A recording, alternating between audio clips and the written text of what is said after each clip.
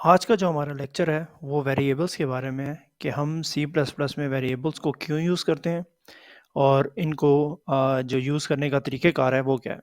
अब वेरिएबल जो है वो आपके लिए एक मेमोरी की स्पेस होती है आपकी रैम में, जिसको आप कोई नाम नाम असाइन कर देते हैं। और हम किसी भी मेमोरी लोकेशन को नाम क्यों असाइन करेंगे? क्योंकि मेमोरी लोकेशन जो है यूजुअली हेक्साडेसिमल नंबर्स में होती है और उनको मेमोराइज़ करना जो है ह्यूमन के लिए जो है काफ़ी डिफ़िकल्ट होता है। इसलिए हम क्या करते हैं कि वेरिएबल्स को कोई नाम दे देते हैं, जिसकी वजह से हम उसको याद रख सकें कि हमने रैम में क्या स्टोर किया हुआ है, और उसको हमने एक्सेस अगर करना है तो हम सिर्फ उस नाम के थ्रू उसको एक्सेस कर सकते हैं और बाद में मैनिपुलेट कर सकते हैं। हमने पिछले जो लेक्चर है उसमें ये चीज़ें डिस्कस भी की हुई थी। ये तो हो गया कि वेरिएबल हम यूज़ इसलिए क्यों करते हैं। अब इसके बाद हमारे पास आता है कि हम वेरिएबल्स को यूटिलाइज़ कैसे करते हैं। सबसे पहले होता ये है कि हमने जिस तरह का भी वेरिएबल हमने इंट्रोड्यूस करना है, जैसे कि अगर इंटीजर टाइप हो तो हमारे पास ये डाटा टाइप यहाँ पर INT यूटिलाइज़ करते हैं उस डाटा टाइप के लिए। अगर कैरेक्टर में हो तो हम CHAR यूज़ करते हैं, और इसी तरह अगर फ्लोट में हो अ, तो वो FLOAT के जो पूरा लफ्ज़ है फ्लोट, उसको यूटिलाइज़ करके यहाँ पर हम जो है फ्लोट का वेरिएबल यूटिलाइज़ कर सकते हैं। तो अभी हम ये एग्जांपल देखेंगे जिसमें हम एक इंटीजर को यूज़ कर रहे हैं और उस इंटीजर्स को हमने नाम दे दिया a। तो सबसे पहले जब आपका कोड एग्जीक्यूट होगा और यहाँ पर इंटीजर a, जब आप यही इस स्टेटमेंट को आपका कंपाइलर एग्जीक्यूट करेगा, तो सबसे पहले ये है, जैसे कि कल हमने डिस्कस भी किया था प्रीवियस लेक्चर में, कि इस a को कोई ना कोई लोकेशन असाइन हो जाएगी मेमोरी में। हम कहते हैं वो ये लोकेशन है। अब यहाँ पर याद रखने की बात यह है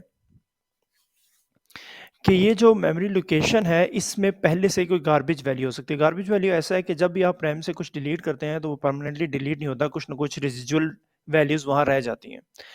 तो वो रेसिडुअल वैल्यूज़ जो हैं वहाँ पर पड़ी होती हैं, और वो वैल्यू मैंने यहाँ शो की हुई हैं इस तरह।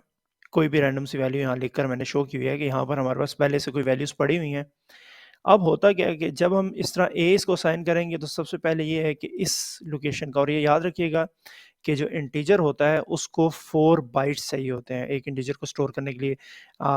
पहले 2 बाइट्स भी चाहिए होते थे। अगर आपके पास पुराना सिस्टम हो तो उसमें 2 बाइट्स पर भी ये काम कर सकता है, लेकिन अब उसको 4 बाइट्स चाहिए होते हैं। और हमने जैसे डिस्कस किया है, यहाँ पर 5000 एक बाइट को रिप्रेजेंट करा है, 5001 दूसरे बाइट को, और 5002 तीसरे को, और इसी तरह ये डिफरेंट बाइट्स हैं।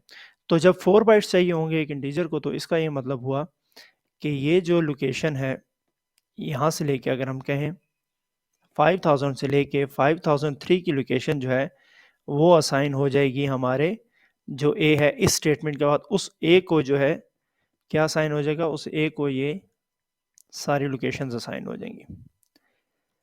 अब इस वक्त तक इसमें ये 2 गार्बेज वैल्यू भी पड़ी हुई हैं और डिफरेंट वैल्यूज और भी हो सकती हैं। तो इस वक्त तक इंटीजर में गार्बेज वैल्यू है। फिर हम क्या करेंगे, हम अगर उसको कोई वैल्यू दे देते हैं a को, यहाँ पर नेक्स्ट स्टेटमेंट एग्जीक्यूट होगी। नेक्स्ट स्टेटमेंट में हमने क्या किया है कि 0 असाइन कर दिया a को, यानी कि a में हमने 0 स्टोर करना है। तो होगा क्या कि यहाँ पर इस मेमोरी लोकेशन पर वो ओवरराइट कर देगा। पहले जो भी वैल्यूज़ हैं वो सब ख़त्म हो जाएंगी और वहाँ पर अब नई वैल्यू आ जाएगी, और वो वैल्यू होगी a। एक सेकंड दें, मैं अभी आपको शो करता हूँ। यहाँ पर हमने क्या सेव कर देना है, हमने इसको वैल्यू दे दी, सॉरी 0 वैल्यू देनी है। उससे पहले ये है कि इसको हमने जो है ख़त्म करना है। तो हम क्या करते हैं, इसको इरेज कर देते हैं बीच में।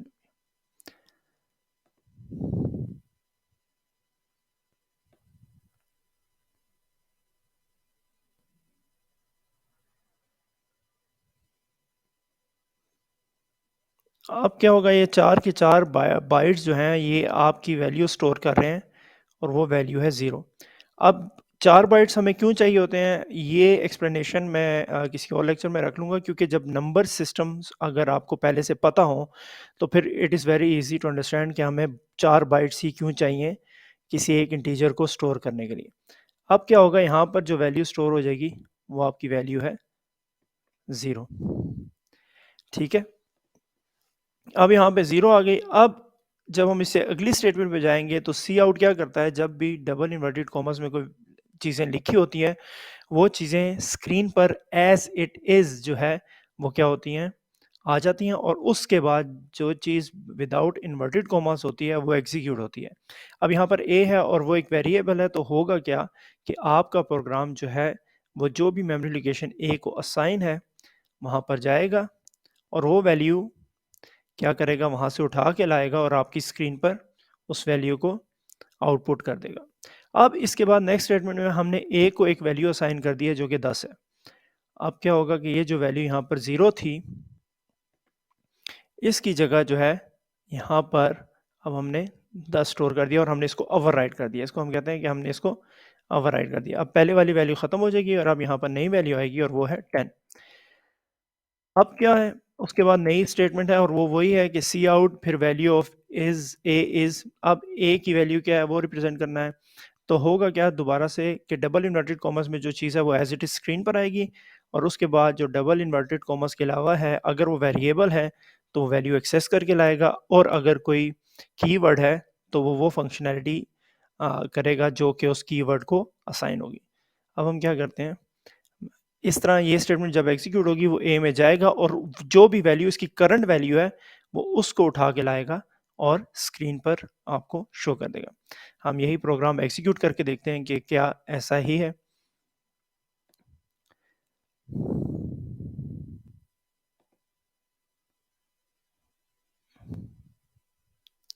हम सबसे पहले इसको बिल्ड करते हैं, क्योंकि ये विजुअल स्टूडियो है तो ये डिफरेंट है। अगर आप कोई और आईडीई यूटिलाइज कर रहे हो या और कोई एप्लीकेशन यूज़ कर रहे हो तो उसमें डिफरेंट हो सकता है।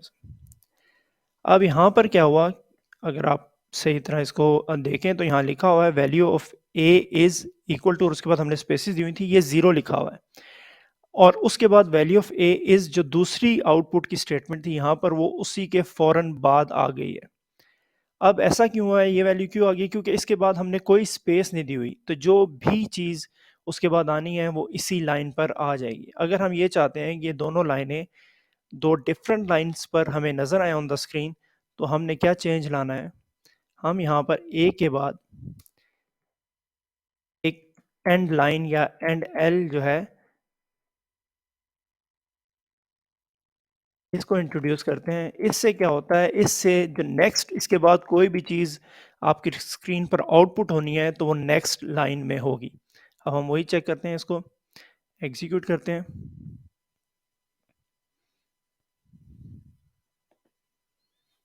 अब आप फ़र्क देख सकते हैं कि पहले ये दोनों जो आउटपुट लाइंस थी ये एक ही लाइन में आ रही थी, अब क्या हो रहा है, एक लाइन का उसमें स्पेस आ गई है और वैल्यू ऑफ ए इज़ 0 आ रहा है पहले में, जो कि हमारी 0 ही बनती थी, और उसके बाद जब दूसरी आउटपुट शो हो रही है तो वैल्यू ऑफ ए इज़ 10। अब मेन समझने की बात यह है कि जहाँ पर ये सबसे पहले आपने ए को इंट्रोड्यूस किया अपने कोड में, इस स्टेटमेंट को जो है हम कहते हैं वेरिएबल डिक्लेरेशन, यानी कि यहाँ पर वेरिएबल डिक्लेयर हुआ था। और सी प्लस प्लस में या सी में जब भी वेरिएबल डिक्लेयर होता है उसी वक्त उसको कोई स्पेस जो है एलोकेट हो जाती है, और वो स्पेस कितनी स्पेस होती है, जितनी के अलाउड होती है। जैसे कि मैंने आपको बताया इंटीजर को अगर 4 बाइट्स अलाउड हैं तो ये 4 बाइट्स जो अवेलेबल होंगे वो जो है असाइन हो जाएंगे किसको, इस ए को। ये रैंडमली असाइन होते हैं, कोई भी रैम में स्पेस इसको जो है एलोकेट हो सकती है। उसके बाद जो सेकंड स्टेटमेंट है इसको हम कहते हैं इनिशियलाइजेशन। यहाँ पर वेरिएबल इनिशियलाइज हो रहा है, यानी कि उसको कोई इनिशियल वैल्यू दी जा रही है, और ये वैल्यू जब भी असाइन होती है या इनिशियलाइजेशन होती है किसी भी वेरिएबल की, तो उसके बाद वहाँ पर गार्बेज वैल्यू नहीं रहती, वहाँ पर वो वैल्यू जिससे आपने उसको इनिशियलाइज किया है वो वैल्यू वहाँ पर आ जाती है। अब हम क्या करते हैं, हम एक नई एग्जांपल को लेते हैं और उसको अंडरस्टैंड करने की कोशिश करते हैं, जिसकी वजह से हमारी वेरिएबल्स की अंडरस्टैंडिंग और ज़्यादा बढ़ जाए। अब इसमें क्या है कि इस एग्जांपल में हम दो वेरिएबल्स को इंट्रोड्यूस कर रहे हैं और फिर उन पर अरिथमेटिक ऑपरेशंस परफॉर्म करके देखेंगे। अब जैसे ही पहली लाइन एग्जीक्यूट होगी, जैसे आपको बता दिया इंटीजर है तो इंटीजर डिक्लेयर करने के लिए कीवर्ड इंट यूज़ होगा, जो भी नाम अपने वेरिएबल्स को आप असाइन करेंगे उनसे पहले, ठीक है, और इसको कहते हैं वेरिएबल डिक्लेरेशन। अब यहाँ पर सबसे पहले जैसे ये लाइन एग्जीक्यूट होगी, इंट ए पे जैसे ही आएगा आपका कंपाइलर, तो वो क्या करेगा, वो कोई भी 4 जो स्पेसिस हैं मेमोरी स्पेसिस या 4 बाइट्स जो हैं आपकी मेमोरी से जो फ्री हैं वो असाइन कर देगा जो है वेरिएबल ए को, ठीक है। जैसे ही वो डिक्लेयर होता है, मैंने आपको बताया सी में जैसे ही वेरिएबल डिक्लेयर होता है सी और सी प्लस प्लस में, तो उनको मेमोरी रैम में एलोकेट हो जाती है। अब ये 4 बाइट्स हम कहते हैं कि एलोकेट हो चुके हैं किसको, ए को, ठीक है। हम कहते हैं ये चारों के चारों स्पेस जो हैं ए को एलोकेट हो गए हैं। उसके बाद जब वो बी पे आएगा तो जो है बी को कोई 4 बाइट्स जो कि कहीं पर फ्री होंगे वो असाइन हो जाएंगे। हम कहते हैं वो 5005 से स्टार्ट हो रहा है और 5008 तक जाएगा, ठीक है। ये 4 बाइट्स हमने उसको असाइन कर दिए बी को।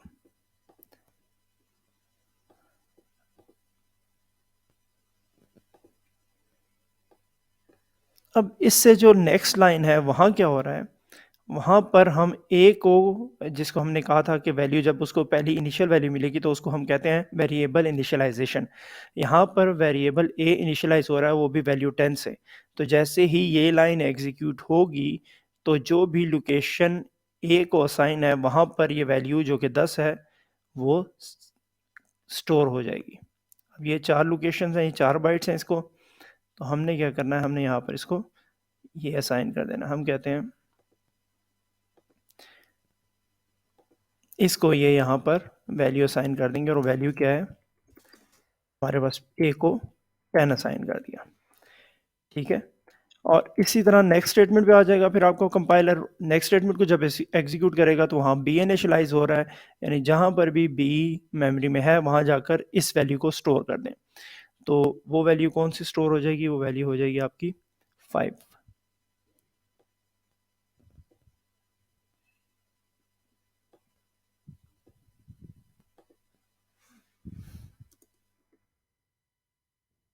यहाँ पर 5 स्टोर होगी। अब इसके बाद जो 4 लाइंस हैं वो सी आउट की हैं, यानी कि हमने स्क्रीन पर कोई आउटपुट जनरेट करनी है। अब जो भी डबल इन्वर्टेड कॉमर्स में चीज़ें होती हैं वो एज इट इज़ आपकी स्क्रीन पर होती हैं। उसके बाद ये ए प्लस बी जो अरिथमेटिक ऑपरेशंस है वो इन 2 वेरिएबल्स ए और बी पर परफॉर्म होगा। अब क्या करेगा, जब आपका कंपाइलर ए पे पहुंचेगा तो वो वहाँ से जहाँ पर भी ए को मेमोरी लोकेशंस एलोकेट हैं वहाँ जाएगा, वहाँ से ए की वैल्यू उठा कर लाएगा, और उसके बाद अरिथमेटिक प्लस का सिंबल वैसे ही रहेगा। और उसके बाद क्या होगा कि उसके बाद नेक्स्ट वैल्यू के लिए वो क्या करेगा, नेक्स्ट वैल्यू के लिए बी के लिए भी वो उस मेमोरी लोकेशन पे जाएगा जहाँ पर बी है, और वहाँ से वो वैल्यू उठा के लाएगा और स्टेटमेंट में लाएगा। और अरिथमेटिक ऑपरेशन जो यहाँ पर सिंबल है वो प्लस का है, तो इन दोनों को एक दूसरे के साथ ऐड कर देगा, यानी 10 प्लस 5 कर देगा। और इसको अब क्या करना चाहिए, स्क्रीन पर 15 आउटपुट जनरेट करना चाहिए। सिमिलरली नेक्स्ट लाइन पर क्या है, वहाँ पर सब्ट्रैक्शन हो रही है, ए जो बी है वो ए से सब्ट्रैक्ट हो रहा है। तो इसी तरह क्या होगा, ए की वैल्यू ए की जगह उठा के लाएगा आप कंपाइलर, बी की जगह बी की वैल्यू लेगा, और इनके दरमियान सब्ट्रैक्शन का ऑपरेशन परफॉर्म होगा। और क्योंकि 10 माइनस 5 जो है वो 5 जनरेट करना चाहिए, तो आपका सेकंड जो आंसर है वो 5 आना चाहिए सेकंड लाइन का। और इसके बाद इसी तरह ए को डिवाइड करेंगे बी से, तो यहाँ पर आपका आंसर 10 डिवाइडेड बाई 5 2 होना चाहिए, और मल्टीप्लिकेशन 10 मल्टीप्लाई बाई 5 50 आना चाहिए। और यहाँ पर एंड लाइन हर सी आउट स्टेटमेंट के बाद है, इसका मतलब है कि जो इससे आगे जो भी चीज़ आउटपुट होनी है वो नेक्स्ट लाइन पर होगी। अब हम इस कोड को एग्जीक्यूट करते हैं और चेक करते हैं कि हमारा रिजल्ट क्या आएगा। ठीक है जी, ये आप चेक कर सकते हैं। पहला 15 है, sum of A and B is 15, sum A और बी 10 और 5 थे तो 15 हुआ। जब 5 को ए से सब्ट्रैक्ट किया तो 5 आ गया, यानी 10 माइनस 5 5 आ गया। इसी तरह जब ए को बी से डिवाइड किया तो 2 आ गया आंसर हमारा, और मल्टीप्लिकेशन में हमारा आंसर 10 मल्टीप्लाई बाई 5 50 आ गया। ठीक है, यहाँ पर हमने ये देखा कि 2 वेरिएबल्स को हम मेमोरी में स्टोर कैसे करेंगे, उनको डिक्लेयर कैसे करेंगे, उनको इनिशियलाइज कैसे करेंगे, और फिर उनको डिफरेंट अरिथमेटिक ऑपरेशंस के लिए मैनिपुलेट कैसे करेंगे।